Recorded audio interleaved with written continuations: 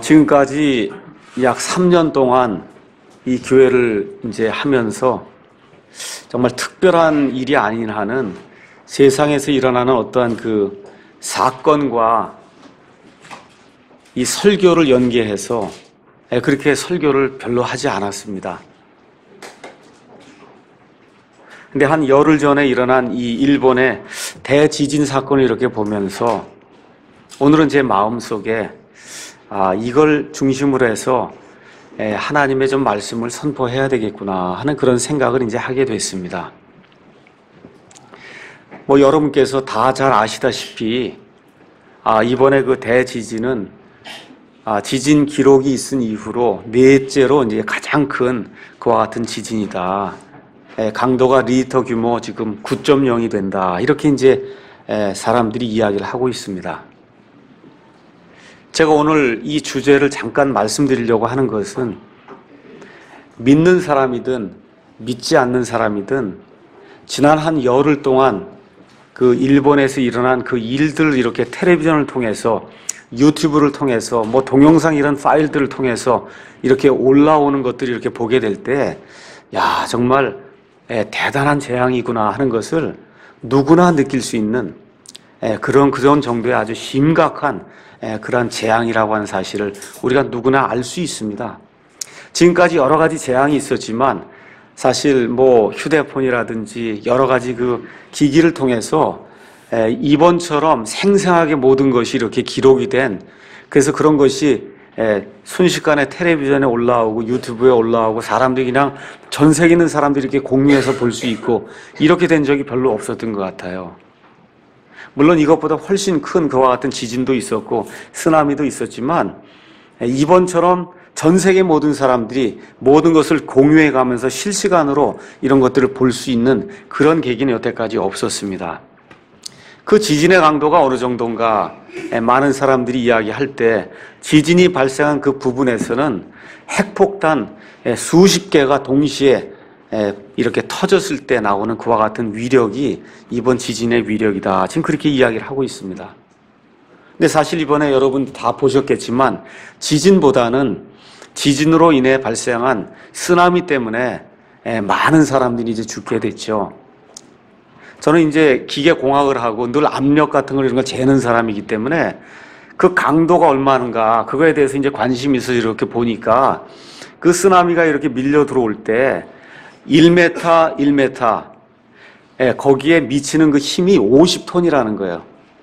그러니까 여러분과 제가 타고 다니는 차가 무게가 한 1.5톤, 2톤 정도 되는데 그런 차가 1m에 한 30개씩이 이렇게 눌려갖고 밀려 들어오는 그런 강도로 이 쓰나미가 이렇게 밀고 들어왔다. 그런 정도의 강도를 지금 이야기하고 있습니다. 지금 공식적으로 약 18,000명이 사망 실종됐다 그렇게 이야기하고 비공식적으로 집계된 것에 따르면 근한 10만 명이 결국 죽지 않겠느냐 할 정도로 대단히 큰 그와 같은 그 규모의 재앙임을 우리가 알 수가 있습니다. 연일 보도되는 이 일본 대지진을 보면서 몇 가지, 저와 여러분이 몇 가지 느끼는 점을 이렇게 요약을 하면 아마 다음과 같을 겁니다. 첫 번째, 사람이 대단히 미약한 존재구나. 이렇게 지진의 해일 같은 게 이렇게 밀고 들어오니까 사람이 말 그대로 개미 같은 존재로 보이는 거예요. 정말 일본이란 나라가 전 세계에서 2위, 3위 이 정도 가는 그런 나라인데 이런 재앙이 발생하니까 약품이 없어서 사람이 죽고, 그렇죠? 지금 길거리에 그냥 쭉 나가서 모포 이렇게 하나 뒤집어 쓰고 지금 누워 있고 밥도 못 먹고 이게 사람이 쌓아놓았다고 하는 이런 것들이 이게 별게 아니구나.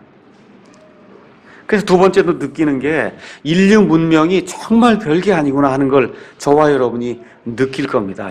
정말 전 세계에서 가장 잘 살고 지진과 그 다음에 쓰나미에 대해서 가장 잘 대비해 왔다고 하는 그런 일본이 이 정도뿐이 안 되는구나 하는 걸 이런 걸 느끼면서 이런 쓰나미나 이런 지진이 한국에 지금 이 시대에 발생하면 6.25 사변 때 죽었던 그런 사람들 이상의 그런 피해를 낼 거다. 지금 그렇게 이야기하는데 그렇게 대비를 잘했다고 하는데 지금 우왕좌왕하는 그런 모습을 보면 정말 인간이 별게 아니구나 하는 것들을 저와 여러분이 누구나 믿지 않는 사람도 아마 느낄 거예요. 우리 가서 한번 시편에 있는 말씀을 한번 가서 살펴보겠습니다.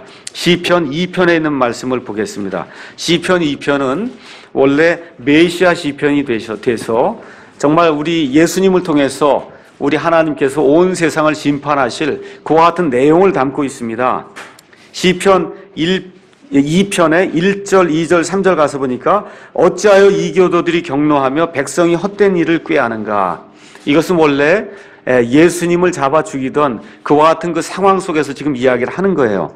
땅의 왕들이 스스로 나서며 치리자들이 함께 의논하여 주와 그분의 기름 부은 자를 대적하며 이르기를 그들이 결박한 것을 우리가 끊고 그들이 묶은 줄을 우리에게서 내던지자 하는도다. 4절 한번 읽어보겠습니다. 하늘들에 앉으신 분께서 웃으시며 주께서 그들을 비웃으시리로다. 땅의 왕들이 유명하다고 하는 어떤 민족이 국가가 뭘 건설하고 정말 하나님을 대적하는 그런 일들을 한다고 하는데 하나님께서 하늘에서 내려다보시고 웃으신다는 거예요. 비웃는다는 겁니다. 그래서 이번 그 지진과 쓰나미 사태를 이렇게 보면서 야, 정말 인간이 별게 없구나. 그 다음에 인간이 만들어 놨다고 하는 어떤 문명이니 이런 게 정말 별거 없구나. 지금 성경이 지금 그렇게 이야기하고 있는 겁니다. 세 번째는 이와 같은 그 어려움을 당한 그 사람들의 그 고통과 그 피해 양상을 이렇게 보면서 말 그대로 망연자실이라 그러죠, 우리가. 도대체 넋이 빠진 거예요. 도대체 이걸 어떻게 살아야 될 것인가?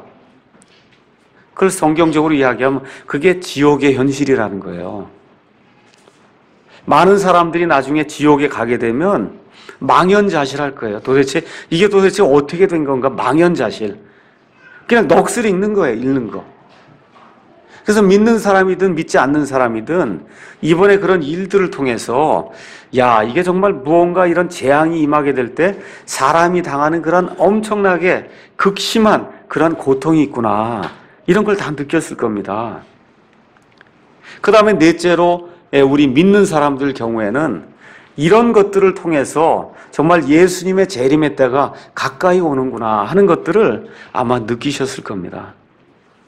그래서 믿음이 좋으신 분들도 그런 것들 느꼈을 테고 믿음이 별로 이렇게 좋지 않아서 나약한 그런 상태에 있는 분들도 이번 일들을 통해서 야, 이거 이대로 믿어서는 안 되겠구나. 좀 심기일전하고 정말 성령님으로 다시 충만한 그런 삶을 내가 살아야 되겠구나. 아마 이런 것들을 공통적으로 아마 느꼈을 겁니다. 많은 사람들이 마태복음 24장 7절에 나와 있는 그 말씀을 가지고 우리 예수님이 이 땅에 임하실 때가 되면 곳곳에 전쟁들이 있고 기근이 있고 그 다음에 지진들이 있으리라고 하는 그런 말씀을 통해서 잦은 지진이 있을 것을 이렇게 예고하고 있고 또 경고하고 있습니다. 2004년도에 인도네시아 쓰나미로 근한 20만 명 이상의 사람이 죽었고 2008년도에 중국의 스촨성 지진으로 또 수많은 사람이 죽었고 지난해에는 아이티 지진, 칠레 지진, 올해 들어서 뉴질랜드 지진, 거기에서 지금 일본 대지진까지 지난 한 10년 동안만 해도 지진이 엄청나게 우리 주변에서 많이 일어나고 있는 것을 저와 여러분이 쉽게 피부로 느낄 수가 있습니다. 그래서 여러분 지진 기사를 가서 보시면 환태평양 지진대가 있어서 이게 불의 골이다 이렇게 이야기를 합니다. 그래서 이 환태평양 이 지진대에 지난 100년 동안 전 세계에서 발생한 지진 중에 상위 20개 지진 중에 19개가 이 환태평양 지진대에서 일어났다는 겁니다. 그러니까 지금 저와 여러분이 살고 있는 지역이 상당히 위험한 지역이라는 거예요. 여러분 오늘 그 지학을 잠깐 공부를 해보면 지구가 이렇게 보시면은 이게 딱딱한 것 같지 않습니까? 여기다 빌딩도 짓고. 근데 실질적으로 가서 보시면 지각이라고 하는 지각이 뭐로 생각하시면 돼요? 여러분 빵을 이렇게 드실 때 빵에 딱딱한 부분이 있잖아요. 그리고 속이 있고 그게 빵에 딱딱한 부분이 지금 지각이에요. 이 지각 위에다 우리가 빌딩을 짓고 있고 지각 바로 위에 바다도 있고 산도 있고 다 이렇게 있는 거예요. 그 지각 바로 밑에는 마그마, 소위 얘기하는 용암이라든지 이런 돌들, 쇠들 이런 것들이 다 녹아있는 그와 같은 멘틀이라고 하는 이런 유동성이 있는 그와 같은 유체 부분으로 이게 구성이 돼 있어요. 거기에 지금 이 지각이 떠 있는 거예요. 그래서 그 지각이 떠 있는 그거를 우리가 여러 가지 판이라고 얘기합니다. 유라시아 판도 있고 뭐 태평양 무슨 판도 있고 판들이 이렇게 떠 있는데 이게 물 같은데 이게 떠 있는 거예요. 이게 떠 있으니까 어떻게 왔다 갔다 하지 않겠어요? 이게 이렇게 하다 보니까 서로 부딪히면은 그러면 이런 엄청난 규모의 그런 지진이 이제 발생하는데 이런 부딪히는 게 주로 일본 쪽에 많이 이렇게 놓여 있다 그런 얘기가 되는 거죠. 그래서 요즘 왜 이렇게 또 지진이 많이 발생하냐? 이게 지구 온난화하고 상관이 많이 있다는 거예요. 지구 온난화가 되면 알래스카라든지 이런데 굉장히 많은 그런 얼음이 쌓여있는데 이게 다 녹아내리면은 그러면 엄청난 규모로 얼음이 쌓여 있다가 이게 녹아내리니까 압력이 줄어드니까 어떻게 돼? 밑에서 치고 올라올 거 아닙니까? 그렇죠? 가벼워지니까 치고 올라와요. 치고 올라오니까 옆에 있는 것들이 또 밑에 있는 것들이 밑으로 내려갈 수밖에 없어요. 이러니까 단층들이 왔다 갔다 하면서 부딪히게 되면 그러면 이런 현상이 이제 발생을 한다. 그럼 여러분 생각해 보세요. 지구온난화라고 하는 거 이게 여러분 계속 진행이 될 것 같다고 생각하십니까? 지금 우리가 이거 내뿜고 있는 이산화탄소라든지 이런 모든 걸 보면 지구온난화는 지속이 될 수밖에 없어요. 이런 온난화가 계속해서 지속이 되면 그 얘기는 무슨 얘기냐? 지진이 자꾸 생길 수밖에 없는 그런 환경 속에 우리가 놓여 있다는 겁니다. 그래서 우리 예수님께서 내가 다시 올 때 곳곳에 지진이 있으리라 라고 하는 그 말씀을 저와 여러분이 심각한 경고의 말씀으로 이해하시고 그것 때문에 두려워할 필요는 없습니다. 하지만 그러한 일들을 보게 될 때 내가 믿음 생활을 좀 더 정말 하나님께 신실하게 해야 되겠구나 라고 하는 그런 생각을 하는 그런 계기를 삼으면 그러면 상당히 저와 여러분에게 유익하리라고 이제 믿습니다. 이번에 많은 사람이 죽었습니다. 그래서 이거 우리가 비극이라고 이야기할 수가 있어요. 그런데 성경을 통해서 우리가 알 수 있는 사실은 많은 사람이 이 죽은 것, 이것 자체만이 비극이 아니라 더 큰 비극이 있다는 거예요. 그 비극은 뭐냐 하면 기회가 있었는데도 불구하고 그 기회를 잡지 못한 것, 그게 실질적으로 더 큰 비극이라는 겁니다. 그래서 오늘 아침에는 여기 나와 있는 말씀 32절의 말씀 롯의 아내를 기억하라라고 하는 이 말씀을 제목을 가지고 우리가 예수님께서 직접 말씀해 주시는 거예요. 롯의 아내를 기억하라. 여러분 이건 명령입니까? 아니면 이렇게 권유하는 말씀입니까? 명령이에요. 롯의 아내를 기억하라. 이게 누구 말씀이에요? 제 이야기가 아니라 예수님의 심각한 경고의 말씀이에요. 그래서 롯의 아내를 기억하라고 왜 예수님이 우리에게 말씀해 주시는가? 이 제목을 가지고 한번 살펴보도록 그렇게 하겠습니다. 누가복음 17장은 우리 예수님께서 3년 반 동안의 공생애 이걸 모든 걸 마치고 이제 십자가에 달려서 죽기 위해서 예루살렘에 입성하기 바로 전에 그 일을 지금 기록하고 있습니다. 3년 반 동안 이 땅에 사람의 몸을 입고 오신 우리 하나님 그 예수님께서 자신의 친백성 유대인들에게 많은 표적과 이적과 기적들을 직접 보여주시고 하나님의 말씀을 선포하시면서 왕국이 가까이 왔다고 하는 그런 말씀을 3년 반 동안 매일같이 선포하는데 예수님의 형제 유대인들이 받아들이질 않습니다. 얼마나 답답하면 누가복음 19장 37절에서 40절에 가서 보면 예수님이 뭐라고 얘기하느냐. 예수님의 제자들 중에 몇 사람이 호산나 주의 이름으로 오시느니 하고 그 예수님을 메시아로 받아들이려고 하니까 옆에 있던 바리새인들 종교 지도자들이 선생님 저 사람들 좀 입을 좀 막으십시오. 그렇게 이야기를 하거든요. 그랬더니 우리 예수님이 뭐라고 얘기하시냐면 이 사람들의 입을 막을 것 같으면 저 돌들이 소리를 지르리라 그렇게 이야기를 하세요. 사람들이 없는 거예요. 예수님 쫓아다니는 사람이 없어요. 그러니까 예수님 뭐라 그래요? 심지어 저 돌들이 이제 소리를 낼 것이다 라고 할 정도로 예수님의 사역이 인간적인 그런 눈으로 봐서는 성공을 거두지 못했어요. 자, 여러분께서 구약 성경을 가서 보시면 유대인들이 1년에 3번 이 예루살렘에 모여서 하나님의 성전에 와야 한다는 사실을 알 수가 있습니다. 그 3번 중에 하루가 언제냐면 6월절이요, 무교절입니다. 지금식으로 얘기하면 4월 중순경에 이스라엘 사람들 중에 많은 남자들이 가정을 멀리하고 그리고 예루살렘 성전에 가서 하나님 앞에 자기 자신을 보여야 돼요. 그러니까 많은 사람들이 지금 예루살렘을 향해서 모이고 있습니다. 또 그러는 가운데 예수님이라고 하는 그런 분이 메시아라고 스스로 주장하면서 많은 기적과 표적들을 이렇게 행했다고 하는 그런 소문이 막 나고 하니까 사람들이 지금 들뜬 그런 심정을 가지고 예루살렘으로 속속 지금 모여드는 이런 상황입니다. 지금 누가복음 17장의 이런 상황이 무언가를 지금 기대하고 있는 거예요. 이번 6월절엔 무언가 특별한 일이 있지 않겠냐. 나사렛 예수라고 한 사람이 3년 반 동안 무엇을 했는데 이번 6월절엔 특별히 무언가 하지 않겠느냐. 이런 그 바람과 그런 기대를 가지고 이 사람들이 지금 예루살렘으로 지금 속속 모여들고 있는 이런 상태야. 들뜬 상태입니다.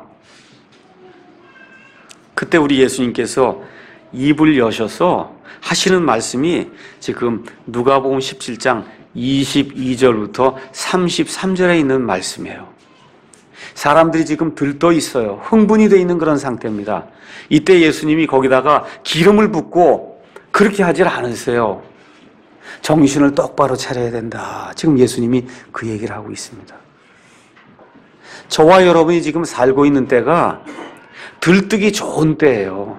좋은 차를 타고 있어요. 좋은 집을 갖고 삽니다. 먹을 것이 풍요롭게 그렇게 지금 살고 있어요. 저와 여러분 한번 먹고 입는 거 한번 이렇게 생각해 보세요. 이게 보통 복이 아니에요.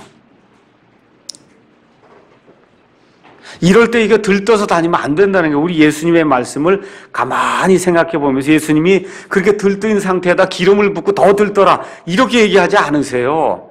지금 예수님이 말씀해 주시는 것은 앞으로 다가올 때를 준비하며 살라고 지금 예수님이 우리에게 경고의 말씀을 주고 있습니다.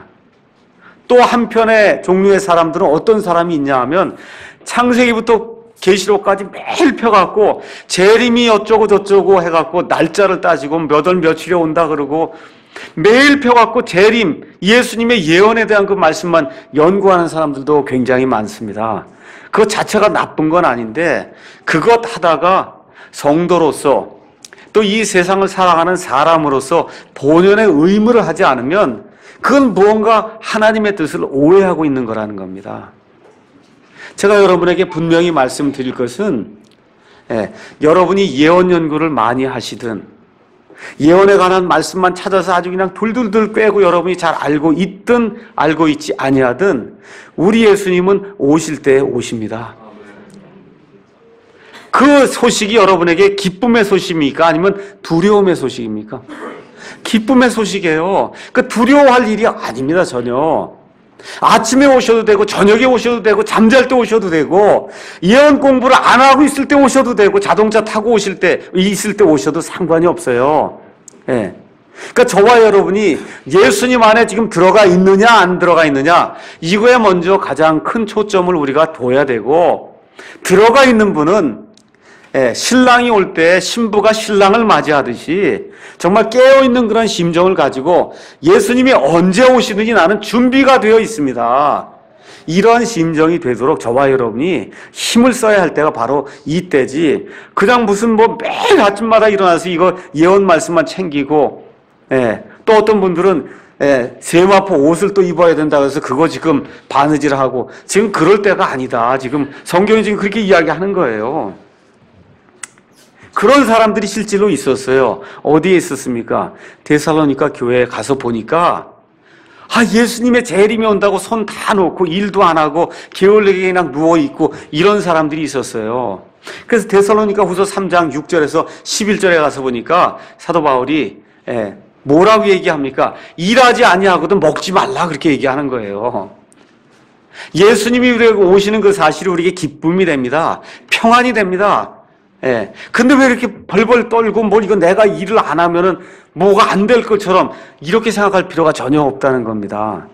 그래서 이런 내용들을 기억을 하시면서 재림의 그 특징이 무엇인가, 예, 오늘 이 말씀을 통해서 한번 살펴보려고 합니다. 먼저 23절, 24절에 있는 말씀을 보니까 뭐라고 기록이 되어 있냐 하면 그들이 너희에게 이르되 여기를 보라 혹은 저기를 보라 해도 그들을 따라가지 말며 그들을 따르지도 말라. 번개가 하늘 아래 이쪽에서 번쩍이요 하늘 아래 저쪽같이 빛을 내는 것 같이 사람의 아들도 자기 날에 그러하리라. 이렇게 기록이 되어 있어요. 이거 읽으면 무슨 얘기냐? 여기 있다 저기 있다 하는데 거기 쫓아가지 말라 하는 것은 무슨 얘기냐면 이 재림의 사건은 국지적인 사건이 아니라는 거예요. 전 세계적인 일이라는 거예요. 모든 사람이 볼 수 있는 그런 일이라는 거예요. 여기 번개가 번쩍이듯이 순식간에 온 세계에 일어나는 그런 일이라는 겁니다. 그러니까 제가 말씀드리려고 하는 것은 많은 적그리스도가 일어나겠다고 성경이 이야기를 하고 있어요. 그 적그리스도의 특징이 뭐냐 하면 다 국지적인 그리스도예요. 한국의 그리스도 지금 이만희가 있잖아요. 안상홍이 있잖아요.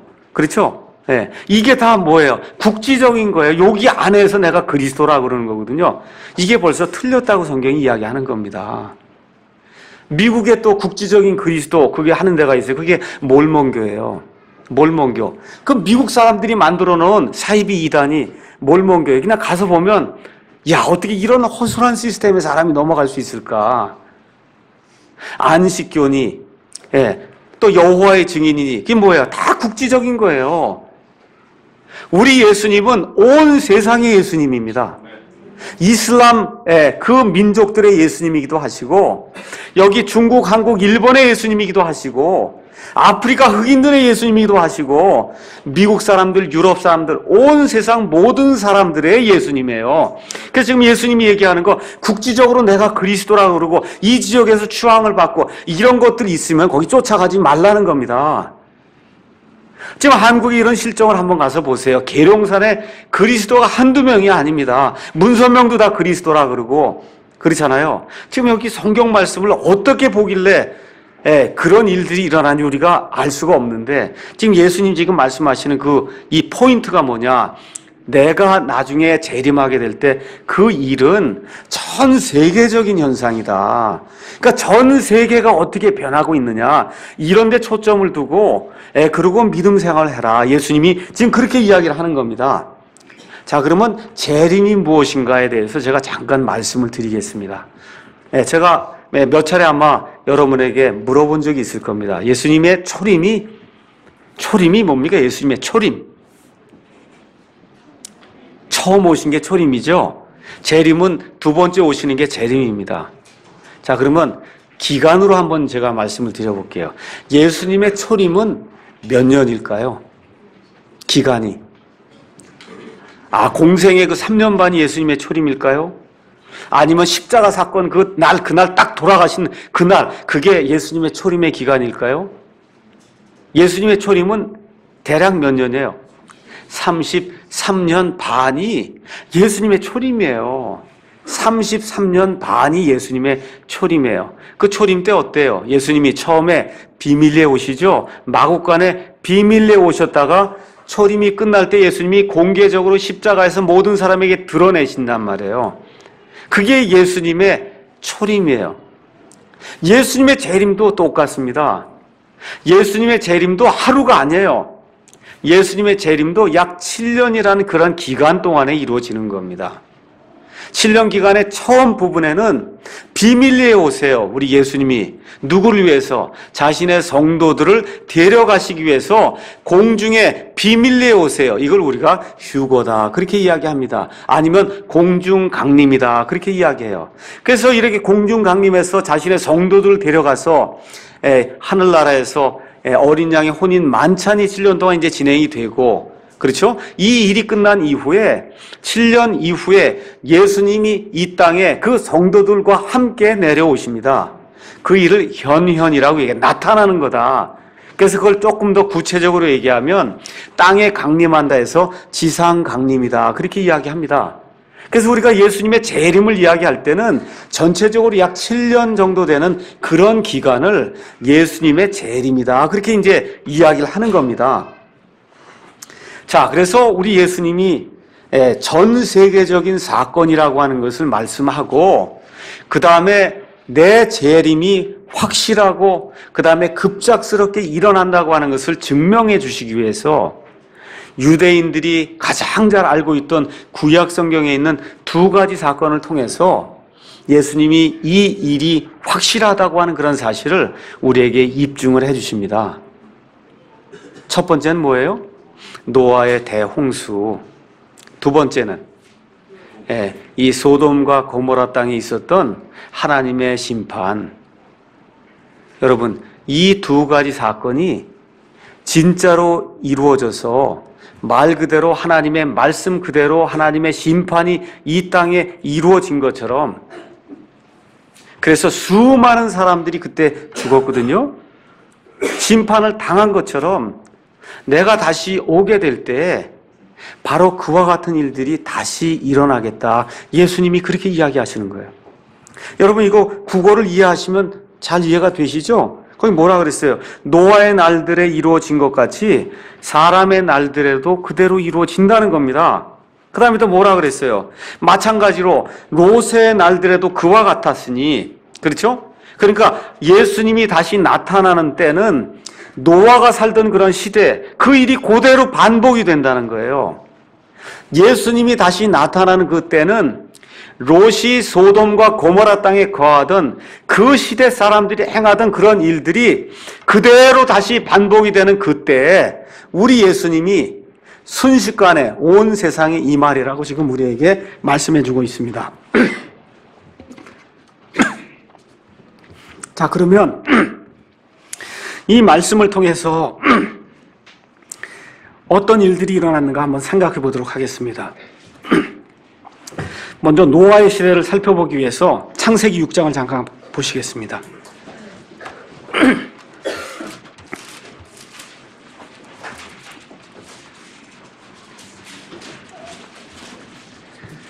우리가 이제 구약 시대가 약 4,000년 정도 된다, 이제 그렇게 이야기하는데, 이 노아라고 한 사람이 아담으로부터 약 1,000년 지나서 태어났다. 제가 여러분에게 말씀드렸죠.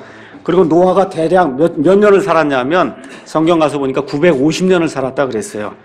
그러니까 아담이 만들어졌습니다. 만들어지고 나서 이제 노아가 태어났어요. 1,000년 지나서. 노아가 약 1,000년 살았어요. 그러니까 지금부터 약 4,000년 전에 노아가 죽은 겁니다.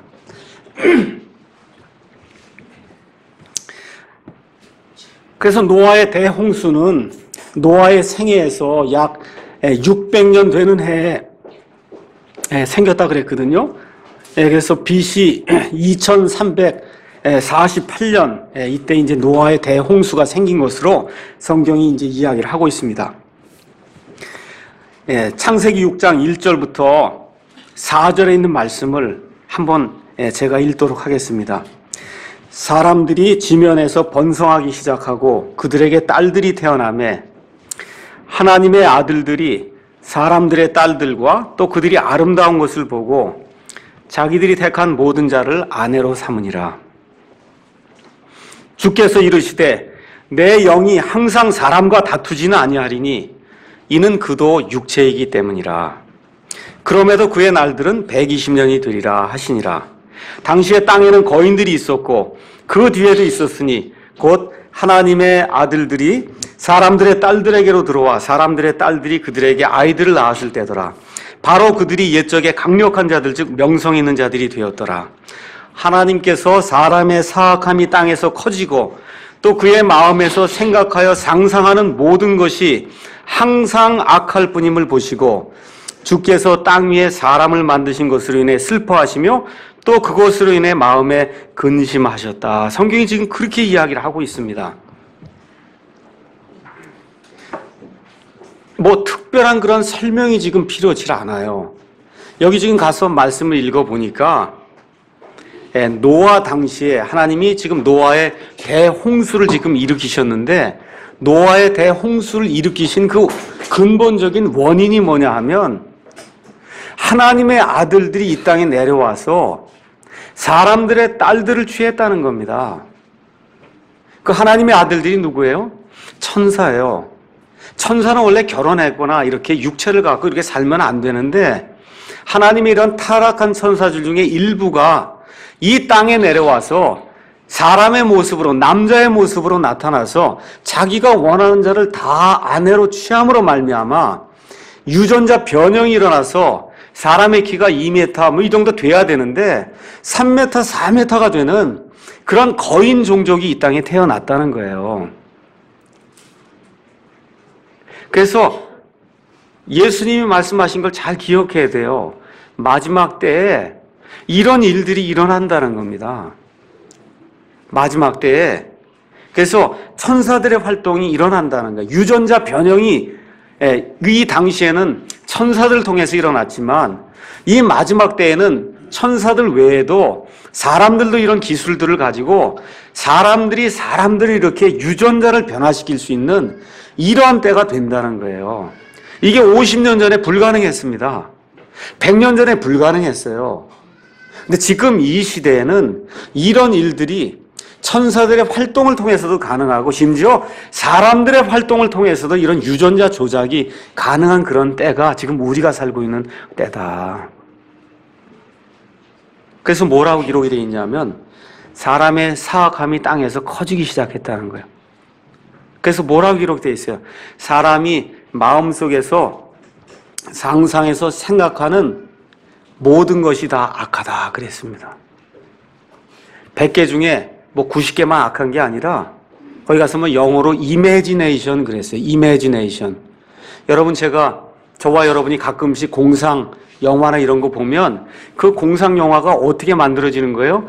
50년 전에, 100년 전에 어떤 사람들이 상상해 놨던 게 지금 이루어지는 거예요. 그 이미지네이션 한 게 지금 그대로 이루어지는 거거든요. 예. 근데 지금 사람들이 별 이상한 것들을 다 상상하고 있어요.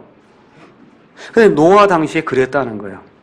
사람들이 하나님이 싫어하는 거라 그러면 다 상상해서 만들어내서, 그래서 상상해서 만든 모든 것이 100% 악했다. 그래서 우리 예수님이 뭐라고 표현하고 있어요? 그 당시의 시대상을. 사람들이 먹고 마시고 시집가고 장가가는 일만 했다는 겁니다. 이걸 다른 식으로 표현하면 짐승처럼 살았다, 그런 얘기예요. 여러분, 개나 짐승 보세요. 뭐 있어요? 지금 여기 표현한 그거 외에는 없잖아요. 그렇죠? 그러니까 사람이니까 먹고 마시고 시집가고 장가갔다 이렇게 표현한 거지, 이게 개나 다른 짐승 같았으면 어떻게 표현이 됐을까 한번 생각해 보세요. 지금 예수님의 표현이에요. 제 말이 아니라 노아 당시에 그 사람들이 하고 있는 일들을 보면 짐승하고 똑같았다는 거예요. 하나님이 하나님의 형상대로 사람을 만들어서 정말 하나님의 그런 속성을 가지고 하나님이 기뻐하시는 그런 일을 하도록 하나님이 만들어 놓으셨는데, 생각하는 모든 것이 100%다 하나님이 원치 않는 그런 일들만 행해서 하고 있는 일을 하나로 종합 정리를 하면 짐승과 똑같았다는 겁니다. 이게 노아 당시의 상황이에요. 그러니까 하나님이 뭐라 그래요? 3절에 내 영이 항상 사람과 다투진 아니하리라. 그도 육체이기 때문이다. 그의 날은 120년이 되리라. 이게 뭐 사람의 수명이 120년 그런 이야기 하는 것이 아니라 노아가 120년 동안 하나님의 말씀을 선포했다, 그 얘기입니다. 또 다른 이야기로 하면 하나님의 인내에도 한계가 있다는 거예요. 하나님이 참는데 그 참는 것에 한계가 있다는 거예요. 하나님이 무한히 참지 않는다는 거예요. 이 당시에 얼마를 참아주셨어요? 120년을 참아주셨다는 겁니다. 그 당시의 인구가, 그 당시에는 사람들이 쌍둥이, 세 쌍둥이, 네 쌍둥이, 그래서 이런 여러 쌍둥이를 낳을 수 있는 그러한 시대였고, 사람의 수명이 1000살까지 가는 그러한 시대였어요. 그러니까 사람의 수명이 그렇게 가고 여러 아이를 다산에서 이렇게 낳다 보니까 이게 한 1000년, 1500년 이렇게 가다 보면 인구가 적어도 수억, 10억, 20억 이 정도 되는 그런 인구가 있었다는 거예요, 그 당시에. 근데 몇 명만 구원받아요? 8명만 구원받는다는 거예요. 8명만. 한 10억, 20억 되는 인구 중에 8명만 구원받았다는 겁니다. 근데 예수님이 뭐라 그래요? 그 노아의 날들과 마찬가지로 내가 오는 그때에도 구원받는 자가 지극히 적다. 지금 그렇게 이야기하는 겁니다. 여러분 이해하시겠어요? 구원받는 자가 적다는 거예요. 하나님의 말씀을 따라야 되겠다고 이렇게 작정하는 자가 적다는 겁니다. 120년 동안 선포했는데 자기의 가족 8명만 구원받았다는 거예요. 이 심각한 것을 저와 여러분이 기억을 해야 되는 겁니다. 그 다음에 여러분 창세기 7장 15절에 가서 보니까 어떤 일이 생겼어요. 우리 주님께서 모든 짐승들 이 쌍을 다 이렇게 받아들인 다음에 노아와 그의 가족들을 다 방주에 집어넣고는 누가 방주문을 닫습니까? 하나님이 직접 닫으시잖아요. 하나님이 딱 닫으니까 더 이상 들어갈 수 있습니까? 없습니까? 없어요. 하나님이 닫으신다 하는 얘기는 뭐냐? 하나님의 인내의 한계가 딱 다다르면 더 이상 가고 싶어도 가지 못한다는 거예요. 그러니까 어떻게 됐어요? 그 이후로 노아의 홍수가 임했다. 성경이 그렇게 이야기한 거예요. 7장 12절 가서 보니까 노아의 생애에서 600번째 되는 해 둘째 달 곧 그 달 17일 바로 그날에 큰 기품의 모든 샘들이 터지고 하늘의 창들이 열리며 비가 40일 동안 이 땅에 내렸다. 많은 사람들이 이거 비가 내려갖고 어떻게 온 땅을 덮습니까? 그 성경을 안 봐서 그런 거예요. 앞에 뭐가 나와요? 2개가 나오잖아요. 뭐가 나옵니까? 땅에 있는 그런 모든 지하수들이 몽땅 다 분출해 나왔다는 거예요. 또 그 당시에 이 지구를 둘러싸고 있던 이와 같은 수증기 막이 있었는 이 모든 게 몽땅 다 물이 돼서 다 떨어져 내렸다는 겁니다. 이 모든 것을 통해서 온 세상이 가라앉는 이와 같은 엄청난 대홍수가 있었다. 성경이 그렇게 이야기를 하는 겁니다. 자, 그럼 여러분 이번에 쓰나미 보셨잖아요. 그 지진이 이렇게 조금만 돼서 이렇게 일어났는데 그냥 그 물들이 밀려 들어오는 거 보셨죠? 그럼 한번 온 지하수가 땅에 있는 게 그냥 몽땅이 다 분출이 돼서 올라오고 하늘에서 비가 그냥 저 위에 있는 그냥 물막이 다 떨어져서 내리면은 그때 생기는 그 지진 해일 이 규모가 어느 정도 됐을까? 여러분 이렇게 좀 이번 일들을 보면서 생각을 해야 된다 그 얘기예요. 거기 떠돌아다니고 그 사람들 생각을 한번 해보시라고 살려달라고. 이번 지진 해일의 높이가 평균 10m, 큰 데는 27m 그랬다 그랬어요. 그럼 이 정도가 되면 지진 해일의 그런 높이가 온 세상이 완전히 다 바다가 돼서 지금 떠돌아다니는데 그 높이가 얼마나 됐겠느냐? 50m, 100m가 되지 않았겠어요? 살아남을 수 있는 사람이 하나도 없었다.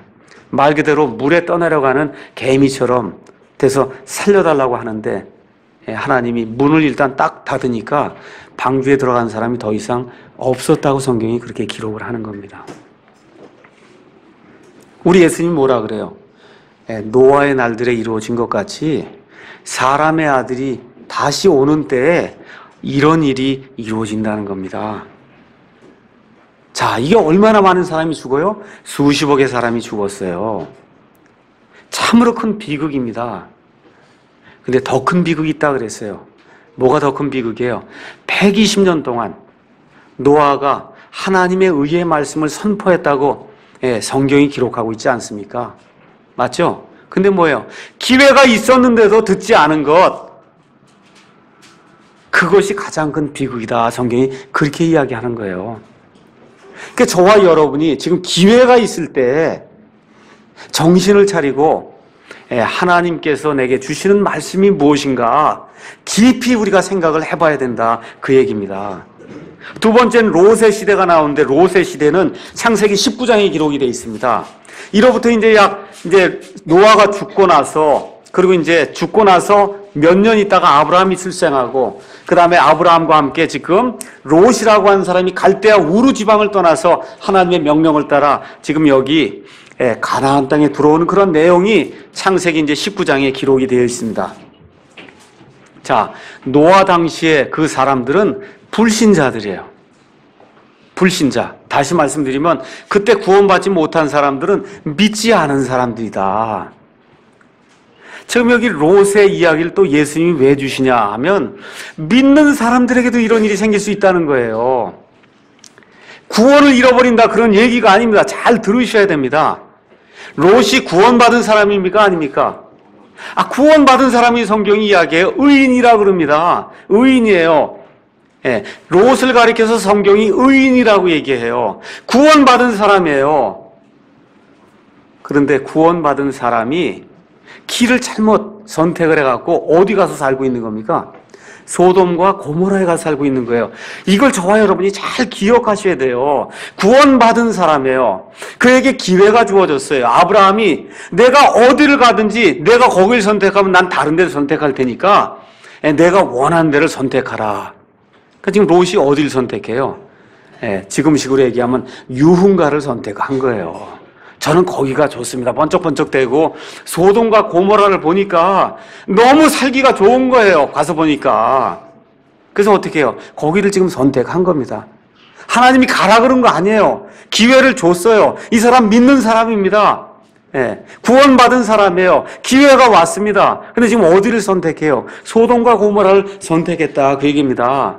이게 아이러니 중에 아이러니가 아닙니까? 그러니까 저와 여러분이 성경을 읽으시면서 이걸 깨달아 알아야 돼요. 내가 만일에 롯이었다면 과연 어떤 선택을 했을까? 어떤 선택을 했을까? 제가 이번 월요일 날 우리 김혜경 자매님 그 장례식장에 가서 깜짝 놀랐어요.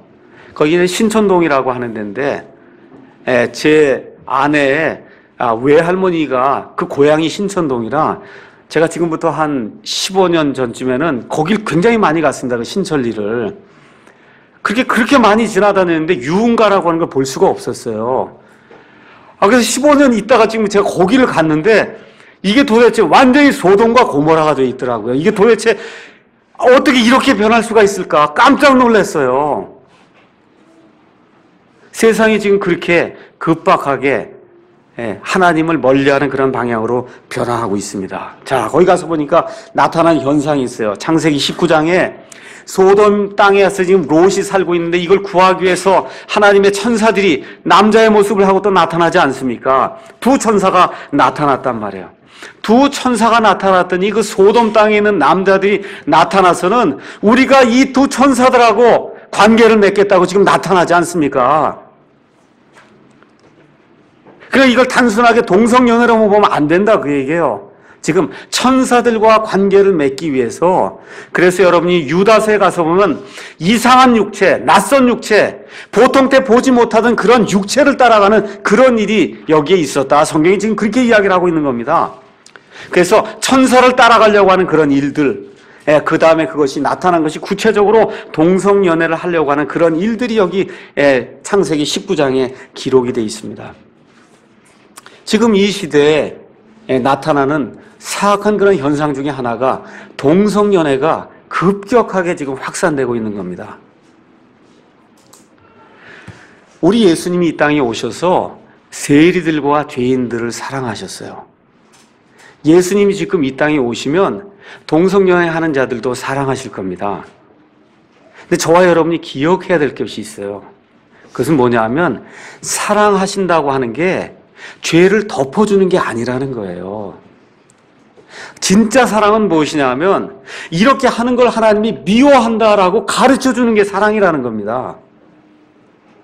하나님이 극도로 미워한다는 거예요. 동성연애 하는 것 자체를 하나님이 극도로 미워해서 이 세상에 나타났던 많은 문명들이 쇠퇴하고 몰락할 때 나타나는 대표적인 현상이 동성연애 현상이다. 성경이 그렇게 이야기를 하고 있고 로마서 1장 26절에서 27절에도 사도 바울이 동성연애하는 그 일을 구체적으로 하나님이 가장 미워하시는 그런 일들 중에 하나로 사도 바울이 성경에 기록을 하고 있습니다.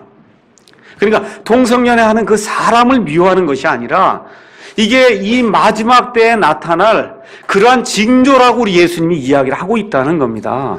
뭐라고 했어요, 예수님이? 소돔 그 땅에서 롯이 살던 시대에 일어났던 그런 일이 내가 다시 올 때 이 땅이 일어나겠다고 이야기했잖아요. 그렇지 않습니까? 그래서 이 롯이라고 한 사람이 자기 사위들을 불렀어요. 얘들아, 하나님의 심판이 임하니까 우리가 이 소돔 땅을 벗어나야 되겠다. 그렇게 이야기하니까 성경에 뭐라고 기록이 되어 있습니까? 19장 14절에 있는 말씀 다 같이 한번 읽어보겠습니다. 창세기 19장 14절은 밑줄을 그어놓고 가끔씩 한번 보셔야 됩니다. 읽겠습니다. 롯이 나가서 자기 딸들과 결혼한 사위들에게 말하여 이르되 주께서 이 도시를 멸하실 터이니 너희는 일어나 이곳을 떠나라 하였으나 그의 사위들은 그를 농담하는 자로 여겼더라. 농담 따먹기 아니야. 지금 그렇게 이야기하는 거예요. 자기 장인에게. 장인어른 지금 무슨 얘기를 하고 있습니까? 농담하십니까?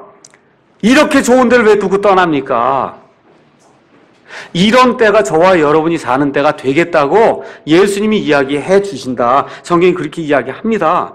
그래서 예수님 재림의 때를 종합하면 인구가 증가하게 되고 문명이 발달하게 되는 가운데 악한 일이 극도로 증가하게 되고 천사를 통한 것과 같은 유전자 교란이 일어나고 사람들이 이렇게 유전자를 교란시키게 되고 동성연애와 같은 그런 사악한 일이 사람들 가운데 급속도로 확산되는 그런 일들이 생겨서 로마서 1장 28절의 표현들을 따를 것 같으면 하나님 두기를 극도로 싫어하는 때가 이 예수님이 오는 때다. 성경이 바로 그렇게 이야기한다는 겁니다.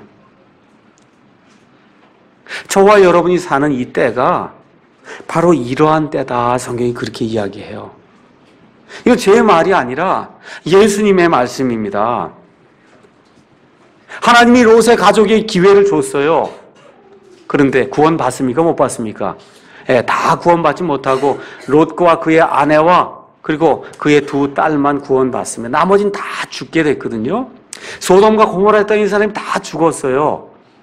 이 죽은 것이 비극인데 더 큰 비극이 있어요. 그건 무슨 얘기냐? 롯이라고 하는 사람이 소돔과 고모라 땅에 살면서 하나님의 말씀을 선포했는데 듣지 않았다는 겁니다. 기회가 있었는데 듣지 않은 것, 그게 더 큰 비극이다. 성경이 그렇게 이야기를 하고 있어요. 우리 믿는 사람들이 여기서 또 기억해야 될 것이 있습니다. 오늘 제목이 뭐라 그랬어요? 롯의 아내를 기억하라. 예수님이 맨 마지막에 왜 그걸 기록해 놨을까? 이게 짧아요. 얼마 긴 내용이 아니야. 롯의 아내를 기억하라. 롯의 아내를 기억하라. 예수님이 이 모든 말씀을 다 마치고는 끝에 가서 롯의 아내를 기억하라. 짤막하게 지금 예수님이 말씀해 주거든요. 롯의 아내는 하나님의 은혜로 구원받았습니다. 그래서 어디서 나와요? 탈출까지 했잖아요. 어디서 나와요? 소돔과 고모라 땅에서 지금 나왔단 말이에요.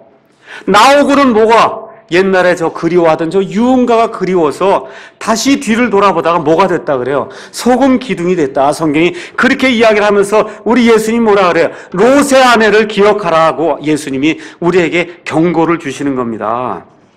은혜로 탈출한 뒤에도 과거에 좋아하던 것, 과거에 사악한 그런 일들, 과거의 죄들로 자꾸 돌아가는 그런 생활하는 것은 하나님이 미워한다는 겁니다. 구원을 잃어버린다는 것이 아니에요. 롯의 아내는 구원 받았습니다. 근데 뭐가 됐어요? 겨우 불 속에서 구원만 받은 이와 같은 하나님 보시기에 안타까운 그러한 성도가 되었다는 겁니다. 또 롯이라는 사람도 구원받았어요. 소돔성에서 탈출했어요. 이 구원받은 사람이 자기 딸들하고 관계를 맺어서 하나님의 백성 이스라엘을 극도로 대적하는 암몬 족속과 모압 족속의 시조가 되고 말았다는 거예요. 그래서 제가 오늘 말씀드리고자 하는 것은 내가 먼저 구원받고 내 가족을 챙겨야 된다, 그 얘기입니다. 제가 정말 말씀 다시 드리고자 하는 것은 멀리 나가서 뭐 이방 사람 전도하고 지금 이거는 그 다음 일이고 내 가족이 지금 어떤 상태에 있는가, 지금 이거 챙기기에도 말세에는 급박한 시대라는 거예요. 그러니까 내 가족 먼저 챙겨야 되겠구나. 오늘 그 생각을 하고 돌아가시면 그러면 롯의 아내를 기억하라는 예수님의 그 경고의 말씀이 무엇인지 여러분이 분명히 안 겁니다. 결론 말씀드리겠습니다. 교회 돈을 수천억을 갖다 떼어먹은 그러한 목사가 일본 사람들 저거 당한 일이 하나님의 심판입니다 하고 외치면 다른 사람들이 웃잖아요. 똥 묻은 개가 겨 묻은 개 나무라는 꼴이지 않습니까? 일본 사람이 저렇게 엄청난 재앙을 당했습니다. 저 봐라, 저거 하나님의 심판이겠구나. 저와 여러분은 그렇게 말할 자격이 없어요. 이런 일들을 보고 우리 자신의 경고로 삼아서, 그렇죠? 실로암 망대가 무너져서 18명이 죽었습니다 하고 예수님께 와서 사람들이 얘기하니까 예수님 뭐라 그래요? 저 사람들이 극심한 죄인이었구나, 정말 잘 됐구나. 예수님 그렇게 얘기하지 않죠. 뭐라고 얘기하십니까? 저 사람들이, 저 깔려 죽은 저 사람들이 나머지 사람들보다 더 죄인이었다고 생각하냐? 아니라 너희도 회개하지 아니하면 그와 같이 멸망하리라. 일본의 저 대지진 참사 속에 울부짖는 저런 사람들을 보면서 저와 여러분이 깨달아야 될 것은 정말 저 사람들에 비해서 내가 더 극심한 죄인이 아닌가, 그런데도 살려주시니까 얼마나 큰 은혜인가 하고 하나님께 감사해야지, 이거를 정죄하는 그런 도구와 기회를 삼으면 그 하나님의 마음을 너무 모른다는 겁니다. 하나님의 대언자로 하나님의 말씀을 정말 대언할 수 있는 그런 사람이라면 이야기할 수가 있지만, 지금 이 시대에 우리 같이 이렇게 죄악된 가운데 사는 사람이 저런 일들을 보면서 저런 걸 정죄할 수 있는 그런 사람이 우리 가운데 없다는 거예요. 무릎을 꿇고 기도하고 하나님께 우리 죄악을 내어놓고 회개하는 그런 계기로 삼아야지, 정죄하는 그런 계기로 삼는 것은 하나님의 마음을 몰라도 너무 모르는 거다. 그렇게 되니까 어떻게 돼요? 그리스도인들이 비난과 조롱의 대상이 된다. 성경이 지금 그렇게 이야기를 하고 있는 겁니다. 그래서 오늘 노아 당시에 구원받지 못한 사람, 또 롯 당시에 정말 구원받은 그런 사람들의 그런 일들을 보면서 기회가 있었는데도 그 기회를 살리지 못하면 그것보다 더 큰 인생의 비극이 없다는 그런 사실을 저와 여러분이 기억을 하시면서 이번 일들을 통해서 인간의 나약한 모습, 정말 할 수 없는 그런 모습들을 저와 여러분이 보면서 하늘에 계신 저 위대하신 하나님께로 눈을 돌리고 저 하나님만이 이 모든 것을 주관하시고 나를 이 죄악에서 이끌어서 정말 하나님의 왕국으로 이끌 수 있다는 그런 확신을 갖는 그런 아름다운 시간을 갖기를 주님의 이름으로 축원합니다. 네, 기도하겠습니다.